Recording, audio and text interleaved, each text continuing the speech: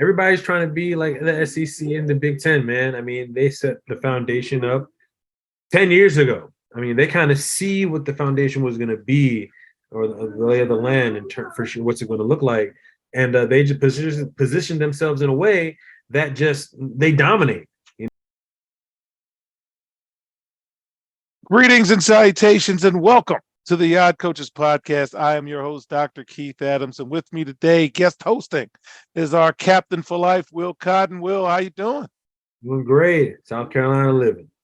All right. So on today's Throwdown Thursday edition, we got to use wrestling to explain all of the conference realignment. So we'll talk about conference realignment in segment one. In segment two, we'll talk about Congress getting involved with something called the PASS Act. And again, the lobbying is what we're going to talk about. And in segment three, let's talk Jim Harbaugh's suspension and some other news and notes happening in the world of college athletics. But first, here's a brief history, fans, of something that happened in the mid 80s called Pro Wrestling USA. So, for you wrestling fans, saddle up, get yourself a beverage, and check this out. So, wrestling had a territorial system, and you worked in everybody's territory. And each territory had a major anchor area, and everybody kind of stayed in their area, and everybody kind of shared talent. And you had local or regional TV, except if you were on the superstation, WTBS, or the USA Network. And then in 1983, 1984, Vince McMahon takes over from his dad, Vince Sr., raids all of the major talent from the territories, and you had the National Wrestling Alliance, the NWA, the American Wrestling Association, the AWA left standing, but there were cracks there. So Pro Wrestling USA is born. This is a loose alliance of promoters from across America, and they were trying to be a national federation competing with the WWF at the time. And Pro Wrestling USA shows can have talent from both the AWA and the NWA, and there's no trust. Promoters cheat and backstab each other, and Vince trusted himself. And why did I even bring this up? Because Pro Wrestling USA only lasted like a year and a half, 2 years at the most, is because Colorado's going to the Big 12. And what does this mean? It means, fans, that the Big 12 just picked up a 1-11 Pac-12 team, and the Pac-12 was the worst conference in the Big 12, and Colorado was already in the Big 8 back in the day. And you're excited about Dion. I'm excited about Dion, but I actually saw their offense and defensive line. So if Dion wins 2 or 3 games, that's a great season. So now the issue is the Pac-12 has no TV deal that they have announced, but they announced that they have a TV deal that they haven't announced. You got other schools looking left, right, up, down, seeing if they're going to stay or not. You got the SEC saying, I'm good. I don't need to do nothing. You got Florida State looking at the ACC saying, why am I still here? And then they say, because you've got an ironclad contract. You got UConn saying, Big 12, do you want me? They said, no, I'm good. So you got a lot of just noise. Meanwhile, the SEC and the Big Ten have checks. They got dollars. They got facilities. You got the ACC racing to be number 3. Will, how are you taking all of this? What can we do about this thing? Any thoughts, sir? Everybody's trying to be like the SEC and the Big Ten, man. I mean, they set the foundation up 10 years ago. I mean, they kind of see what the foundation was going to be or the lay of the land in term for sure what's it going to look like. And they just position themselves in a way that just they dominate. They dominate. Part of it is the skill with their players, but also, I mean, the time, I'm saying 12 o'clock, 3:30, those are prime times. So they got lucky and they hit lightning when they could. But it's a perfect storm that they're trying to emulate, and it's not happening for every other way. It's difficult. All right. So, fans, as we wrap up segment one, I just want to give you a few things to think about. One, again, Colorado is a 1-11 football team. So let's just stop it. Okay. I love Dion. Stop it.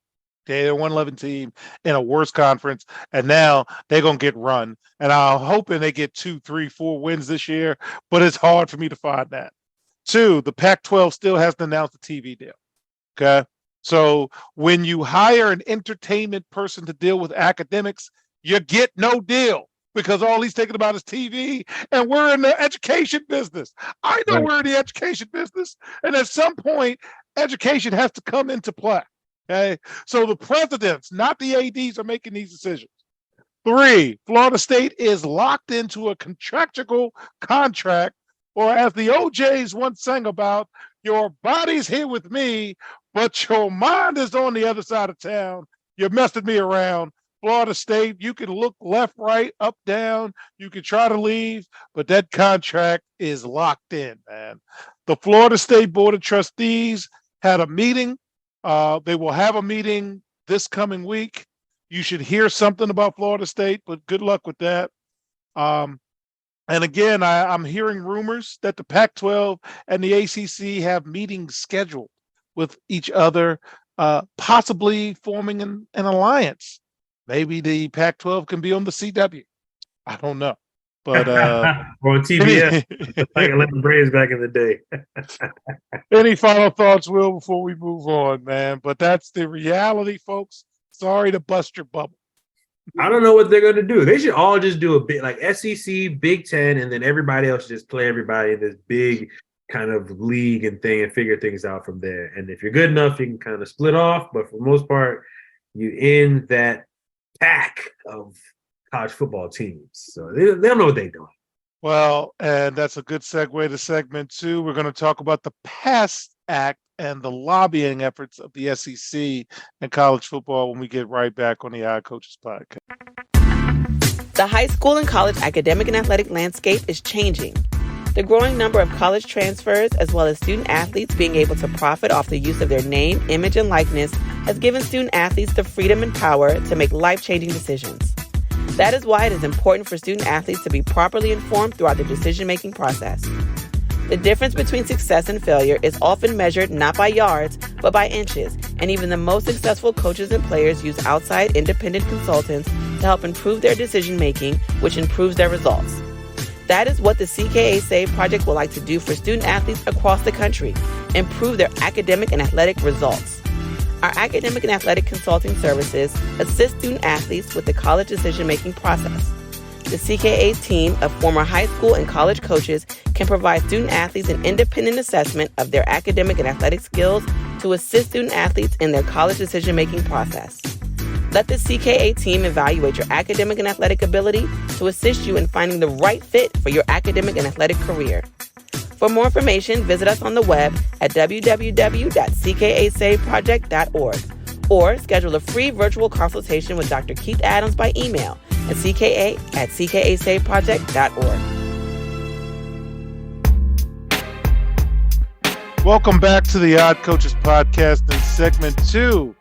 The lobbying is possibly paying off, Will. The PASS Act. Let me introduce the PASS Act to you. Democratic Senator Joe Manchin and Republican Senator Tommy Tuberville, former Power 5 college football coach, introduced a bipartisan bill last week that would create a number of changes to the name, image, and likeness rights in college sports, per media reports. The Protecting Athletes, Schools, and Sports Act, PASS, would create a registry that would serve as a public assemble internet website on which the Federal Trade Commission shall publish and frequently update name, image, and likeness data. It would also ban any state law regarding revenue sharing, and that is in response to a proposed California state bill that calls for schools to pay salaries to college athletes that could reach as much as $25,000 a year. Additionally, it would grant the NCAA the latitude to ban certain NIL deals, such as gambling or alcohol sponsorship. The NCAA would be the enforcing body that covers all of this. So the Federal Trade Commission would assist them in that regard. The transfer portal would be altered with athletes only being able to switch schools without losing a year of eligibility if they had already been at their current school location for 3 academic years. Exceptions for coaches leaving a school or a death in the family would be granted, however. Nice. It's one of the provisions that would likely receive a lot of pushback. Finally, health insurance would be guaranteed for sports-related injuries for uninsured student athletes for 8 years following graduation. They would also have a federally centralized NIL system. So, Will, don't forget the Tommy Tuberville was a Power 5 football coach at Texas Tech, Cincinnati, and Auburn. What do you think about the PASS Act? And do you even think it will be passed? It's too good to be true. That's how I think it's not going to happen. It was too good. It was too pro student athlete. What I did love was that they get the extensive health insurance. I believe it was like if the athletic department makes over $20 million, you have to do it for 4 years, and over $50 million revenue, you have to cover it over 8 years. So that's great for the kids. Unfortunately, this is a business and not charity, and it sounds good, but they're gonna get rid of it. That's not the one they want, and although that's the one that probably should work, it won't be the one. All right. So fans, the more things change, the more they stay the same. The NCAA is in over their heads, and it's their fault. And in chapter 6 of my book, you see over my shoulder, Finding the Balance, My Personal Journey to Academic and Athletic Success, I discuss how the NCAA began in the first place. And the NCAA was founded because they had a need for increased academic structure for student athletes, because in 1906, a group of 62 colleges and universities agreed to create uniform academic and sports policies and procedures for student athletes to participate in college football. And they did it without the help of Congress. 117 years later, we're still fighting this stuff. So now that states have passed laws, Congress is trying to get involved at the behest of many of the people making the money. Be careful what you wish for when you have the government regulations. Be careful. Okay. I suggest that you get the stakeholders together and see what you can formally agree upon before you see what else you need to discuss and argue about. And from there, you can see where the gaps are. And remember, this is a football problem just like 1906. Ain't changed one bit. Will, any final thoughts before we wrap up? Introduction of the potential PASS Act and legislation from Congress to do things that you probably can do on your own. I think that I've said it before and I'll say it again. The only people stakes who are missing are the students athletes who should be able to actually have a voice and how the policy should be written. Unfortunately, they're not being included. Therefore, it'll never work until that collaboration begins. It's not going to work.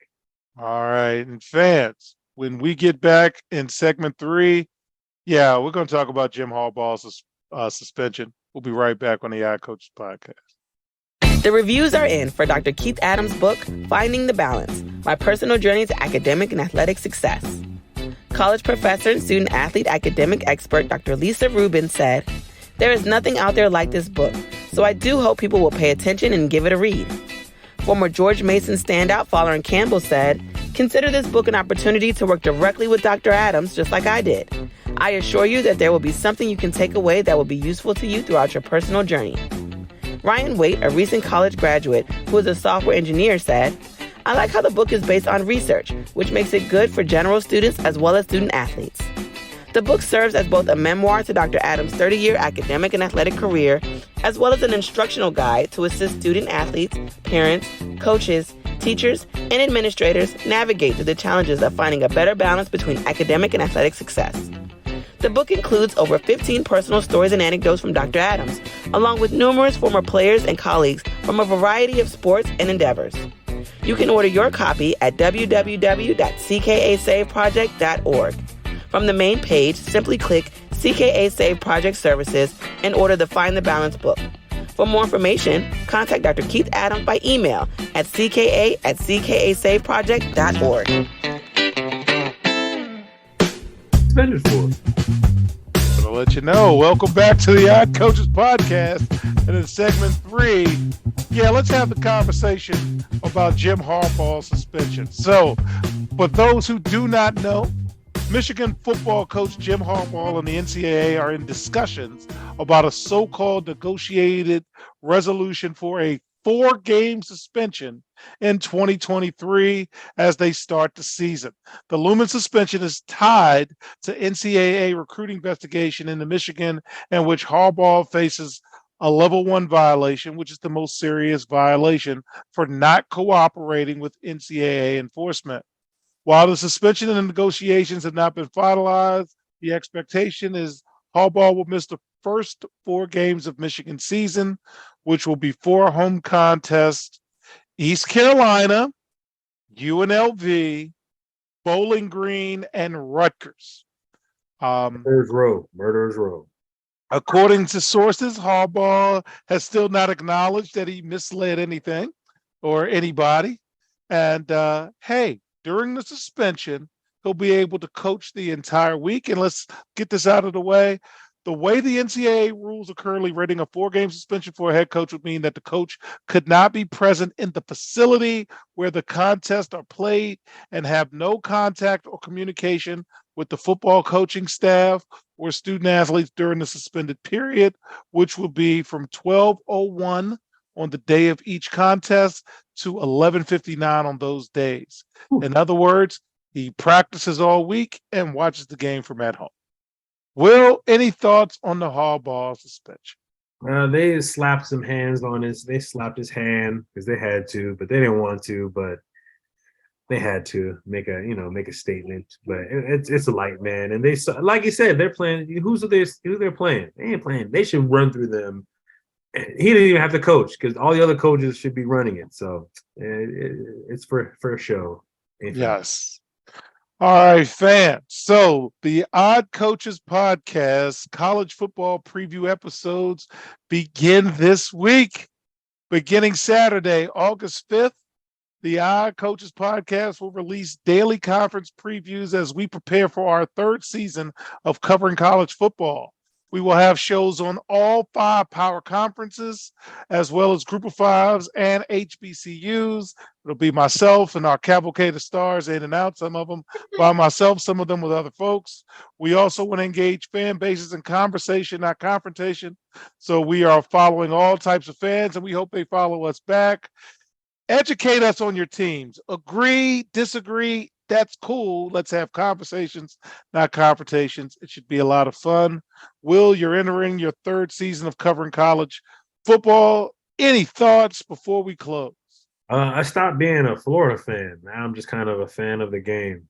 Once you talk about the business and the inside and all that stuff, it's hard to, pick it, especially when you didn't go to that school. So but it's fun though. I still like it. All right, so on behalf of our cavalcade of stars, including our captain for life, Will Cotton, I'm Dr. Keith Adams saying thank you for listening and or watching the Odd Coaches Podcast, and we'll see you on the sidelines. Till next time, take care. The Odd Coaches Podcast is sponsored by the CKA Save Project. The CKA Save Project is an industry leader in providing student-athlete academic and athletic support. From assessing student-athletes' academic and athletic skills, to measuring and monitoring student-athlete academic progress, to improving student-athlete time management and organizational skills, the CKA Save Project provides wraparound services for student-athletes from middle school through college. For more information, visit us on the web at www.ckasaveproject.org or schedule a free consultation with Dr. Keith Adams by emailing cka@ckasaveproject.org. We hope you enjoyed today's show. The Odd Coaches Podcast drops new episodes every Tuesday through Friday on most weeks. Make sure you subscribe to the Odd Coaches Podcast on Apple Music, iHeartRadio, Podbean, Spotify, and YouTube. Follow the Odd Coaches Podcast on Twitter and Instagram at Odd Coaches. Follow Dr. Adams on Twitter and Instagram at CKA Save Project. In addition, follow Coach Mike Francis on Twitter and Instagram at Coach Franchise, spelled Coach FRANCHIZE. For more information about the CKA Save Project, please visit them on the web at www.ckasaveproject.org. See you next time on the Odd Coaches Podcast.